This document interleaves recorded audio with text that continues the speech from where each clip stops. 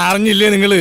മലയാളികൾ ഒന്നടങ്കം കാത്തിരിക്കുന്ന പൃഥ്വിരാജ് മോഹൻലാൽ ചിത്രം എമ്പുരാൻ ചിത്രത്തിന്റെ ട്രെയിലർ ചോർന്നു. എന്ത് കാര്യത്തിനാണിത്?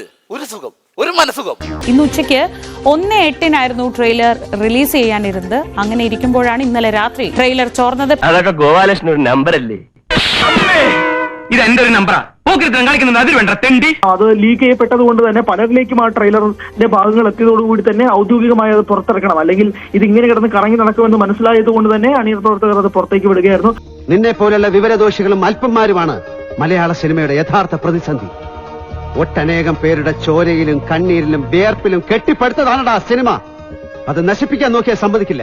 അതിൽ പൃഥ്വിരാജ് പറയുന്നത് പോലെ തന്നെ നിങ്ങളാണ് ചെകുത്താനെ ഈ മണിക്കൂറേക്ക് പുറത്തുവിട്ടത് എന്ന് പറഞ്ഞുകൊണ്ട് വളരെ രോഷാകുലനായി തന്നെയാണ് അദ്ദേഹം നിൽക്കുന്നത്.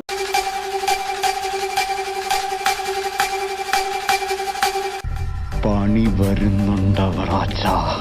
എന്തായാലും ട്രെയിലർ ഹിറ്റാണ്, സൂപ്പർ ഹിറ്റാണ്. ഇപ്പോഴേക്കും തന്നെ ഇത്രയധികം ആളുകൾ കണ്ടു കഴിഞ്ഞു.